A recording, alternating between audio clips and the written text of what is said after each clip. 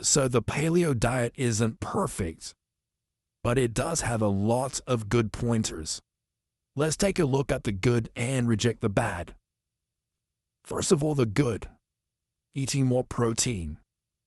Eating organ meat, sometimes known as offal. Avoiding processed foods, on the whole, although the occasional cheat won't hurt you. And eating a highly nutrient-dense diet. And the bad, well, believing that you can completely forget about calories. Potentially eating too much fat, related to the above point. Impractically avoiding milk and bread for mistaken reasons. So what you're going to do essentially is start thinking less in a subtractive sense and more in an additive sense. If your main aim is to feel healthier, more energetic and stronger, then you should be seeking out nutrient-dense foods. A pleasant side effect of this is that you'll be better sated. Cravings are our body's way of telling us that we're missing something, which is why pregnant women so often get them. You're adding more fruits, more vegetables, and more meats to your diet. Especially start trying berries or more exotic fruits. Remember, we didn't evolve in the countries we live in now.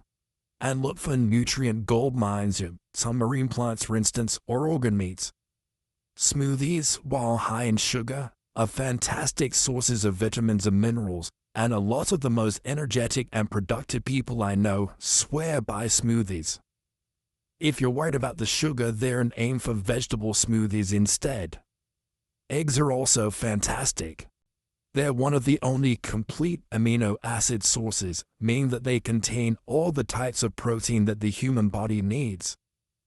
They're also high in choline, which is used to make the neurotransmitter acetylcholine. Acetylcholine is used in the brain to allow communication between neurons.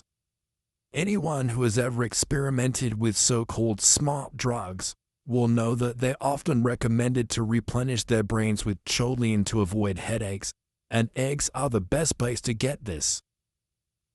But nootropics can also cause damage by causing neurotransmitter imbalances. Why not just go straight for the real thing? At the same time, you can also start avoiding things that are obviously just processed food with no nutrients. Avoid empty calories like chocolate bars, soda drinks, ready meals, and meats that have been so mushed up so many times that they're unrecognizable. Don't worry about avoiding bread and milk.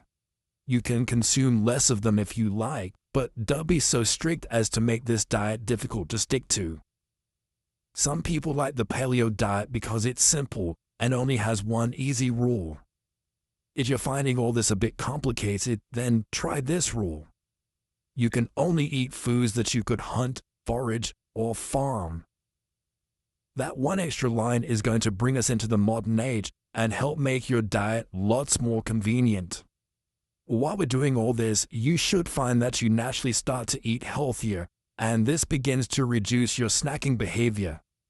You'll also naturally be getting fewer carbohydrates while we're still eating bread. Things like cake, fries, and chips are out of the equation. And that means you'll be consuming less sugar too. And that in turn means you're going to burn more calories, and this will be helped by a number of different nutrients, such as L-carotene, found in eggs and other things, that causes the body to become more efficient at burning fat. Now we're thriving on all the things that the body's designed to thrive on, but we're augmenting that with some healthy modern foods like bread and milk. But it's still worth keeping an eye on calories if your goal is weight loss. Don't consume huge amounts of fat if you're trying to lose weight, because you'll be packing a ton of calories into your diet. I'm not a fan of counting calories though, and I doubt that you are either. A safe way to do this then is to try and eat a relatively consistent breakfast and lunch.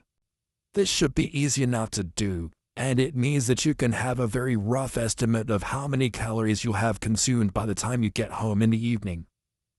All you need to do now is ensure that this is significantly under your calorie goal so that you can enjoy a nice big dinner using only healthy, natural, or farm foods, and know that it's unlikely to push you over the threshold.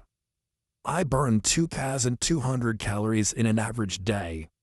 Thus, I have designed my lunch and breakfast to add up to around 800 calories. That means I can eat a massive dinner, and as long as it's not over 1400 calories in total, I'll be losing weight. This is a simple, easy, and very healthy way to eat and live.